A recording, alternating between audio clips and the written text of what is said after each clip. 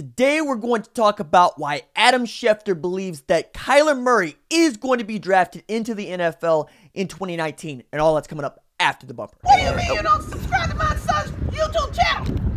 Mama, no! Just snap the damn ball, RJ. What's up, kinfolk? It's RJ Young. I am not on a step mill. Consider hitting the like and subscribe button because I upload a video every single day. So it's OU related, college football related, sports related, we have a good time. And today we're going to talk about why NFL insider Adam Schefter believes that Kyler Murray will be drafted into the NFL in 2019 and who might be thinking about taking him in the NFL draft, knowing full well he's going to play baseball in 2019. But first, we got to talk about Baker Mayfield. And I mean, it seems that the dude is able to do something miraculous at least once a week. Now, last week he threw 3 picks and we saw what kind of performance that was, and nobody likes to throw 3 picks in a game.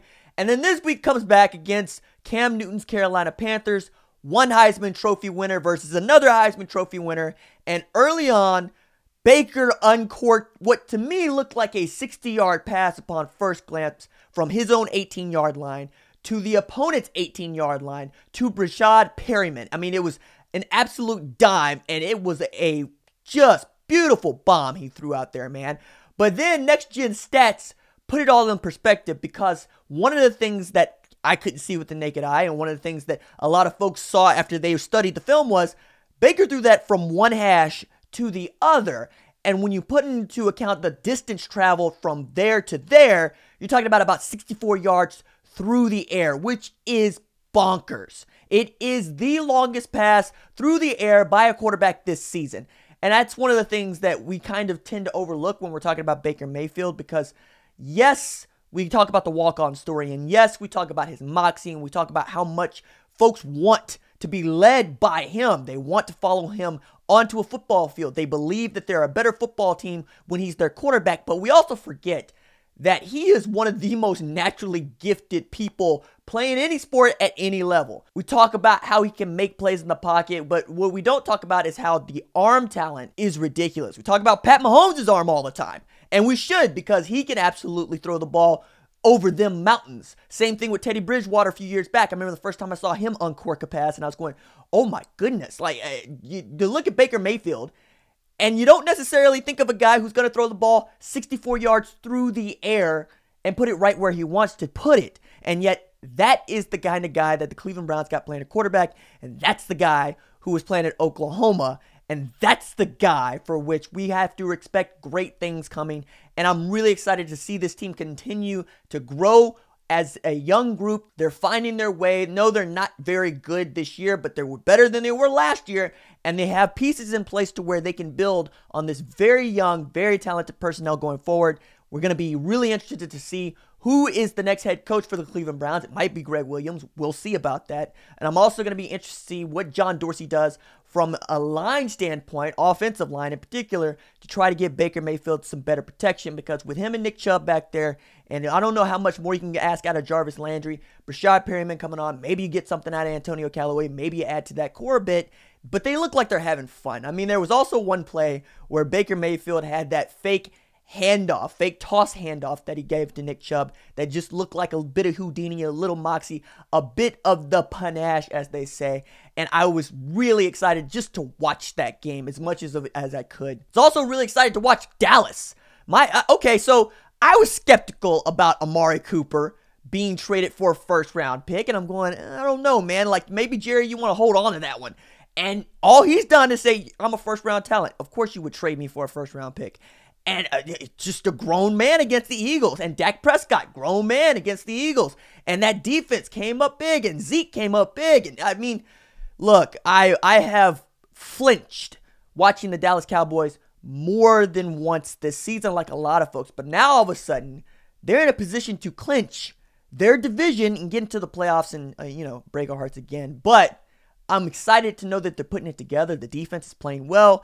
Dak Prescott seems to be forming a connection with Amari Cooper, the kind that he hasn't really had with another wide receiver since Dez Bryant was good, honestly. And you could even make an argument that maybe it was even with Witten, but Witten was more of a Tony Romo guy. So if Zeke Elliott can stay healthy, and that's a big key for me, yes, Dallas is plenty capable of doing some really great things late into the year and into the postseason like they seem like they're headed toward right now. Another bit of news we need to talk about is Ruffin McNeil's name was being bandied about for the Appalachian State head coaching job, and it ain't like he hasn't coached there before. Ruffin was the defensive coordinator at Appalachian State from 1993 to 1996. And the other guy in the running for it was the co-offensive coordinator at Alabama, and has reportedly been offered the offensive coordinator position underneath Mike Locksley at Maryland. Mike Locksley was the offensive coordinator at Alabama, took that job, and apparently wants to take Josh Gaddis with him. And like every assistant on Nick Saban's Alabama squad, Josh Gaddis doesn't just have that offensive coordinator position at Maryland that he can take. He also has been reportedly in the running for the head coach job at Temple as well as Appalachian State. So I don't necessarily know that guy's actually going to want to go anywhere anyway, because it seems like the offensive coordinator position is going to be his at Alabama, and that team looks like they could get back to where they've been for the last 5 years, which is playing the college football playoff next year, and he would have Tua Tagovailoa as his quarterback. I really would have a hard time seeing Josh Gaddis take that job at Appalachian State, much less Maryland or Temple. That said, maybe Ruffin McNeil wants to get out of Norman. I don't think that's the case. I think he's liable to turn down that job. But it is a job, and his name is being attached to it, so it's something to keep an eye on. So now let's talk about Kyler Murray and the NFL noise that is only going to get louder as we approach the NFL draft in 2019. On SportsCenter on Sunday morning, Adam Schefter said yes, Kyler Murray is going to be drafted into the NFL. He didn't know whether or not it's going to be in the first round, but he was sure that enough folks had seen great things and eye-popping things they'd never seen from a quarterback before at the NFL level that says, yes, if you can swing it, you have to use a pick on that guy, even not knowing whether or not you're going to get him to play football. You don't know how married he is to baseball. But as the noise starts to get louder, I think that Adam Schefter, of all people, would be able to tell you what the NFL is thinking. Matter of fact, I think Adam Schefter is more of a spokesman for the NFL than Commissioner Roger Goodell. I honestly believe that folks are more likely to talk to ESPN's #1 newsbreaker for the NFL than they are to the commissioner. And Adam Schefter is not in the business of reporting things that aren't factual. So to put that in perspective, this is the guy that also reported that Condoleezza Rice was in the running for the head coaching job at Cleveland. And I'm sure he had some sources at Cleveland who were like, yeah, we would like to put this out there and run with it. So Adam Schefter ain't really out there to just kind of throw stuff against the wall, see what sticks. So if he says that Kyler Murray is going to get drafted, we should all think that Kyler Murray is going to get drafted into the NFL. Now, the question becomes, how soon could Kyler Murray get drafted? Is someone bold enough to use their first round pick on a guy that is not guaranteed to play football at all?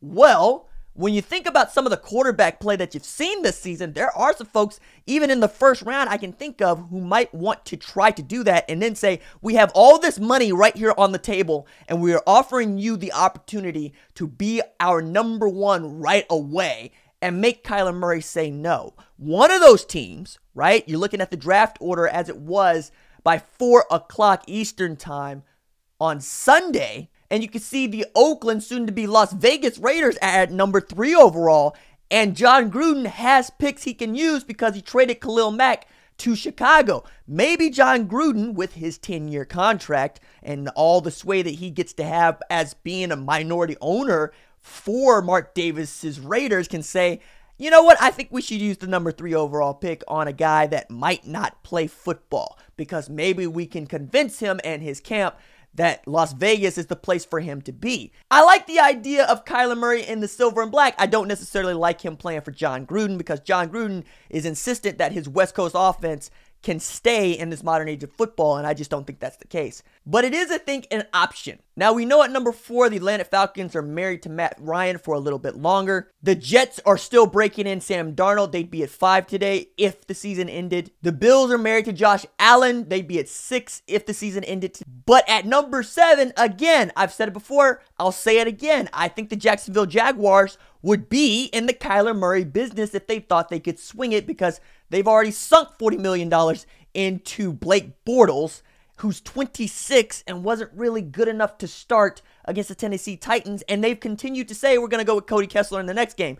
That's how far down Blake Bortles has fallen. It's basically a guy you paid $40 million to win a couple of games in London and to beat Tom Brady once. yeah, I think if they could get a guy like Kyler Murray, they would take him. Especially when you know that you could pair Kyler Murray with another Heisman finalist, Dede Westbrook, at wide receiver. And then just a few picks later at number 9, you got the New York Giants, who everybody says, yes, Saquon Barkley was probably the best player in the draft today. But you probably should have taken a quarterback. You probably should have gone and tried to get the next available quarterback that you could, because Eli Manning just ain't that dude. And to be fair, he's got a couple Super Bowl rings, but nobody has been saying that Eli Manning is one of the greatest quarterbacks of all time. He's above average. He ain't amazing.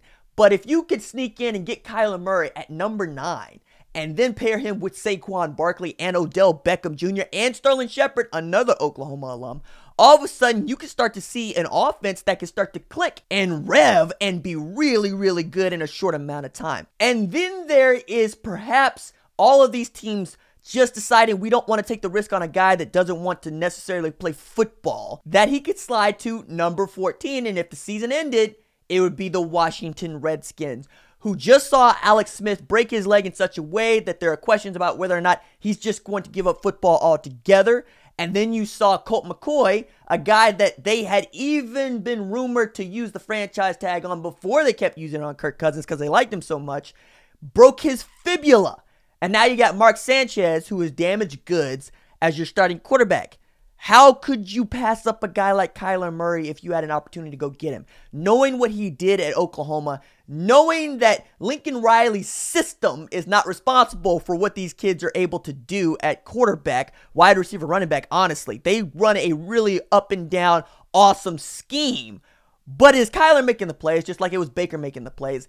And the fact that the NFL is going toward an air raid concept every day more and more means that you want a Lincoln Riley quarterback. And if you get perhaps the best one, if not in the hearts and minds of OU fans, athletically, the best quarterback who has ever come through Oklahoma in Kyler Murray, you're gonna go get him. And then you're talking about the marketing around that guy as a dude that was drafted number 9 overall with the Oakland Athletics. And then you were able to say, nah, we convinced him that he's a football player. And then he came out there and did some great things for Washington. It's a sexy story, but is it sexy enough for you to reuse a pick in the first round? That said, if Kyler Murray slid into the 2nd, 3rd, 4th, 5th round, I don't necessarily think that the man is going to give up playing baseball until he's sure that he's done with the sport. But if you're bold enough to use your first round pick on him, then he's got something to think about, and we all have something to watch for with this really interesting 2019 NFL draft coming up in just a few short months. All right, that's it for me. Deuces.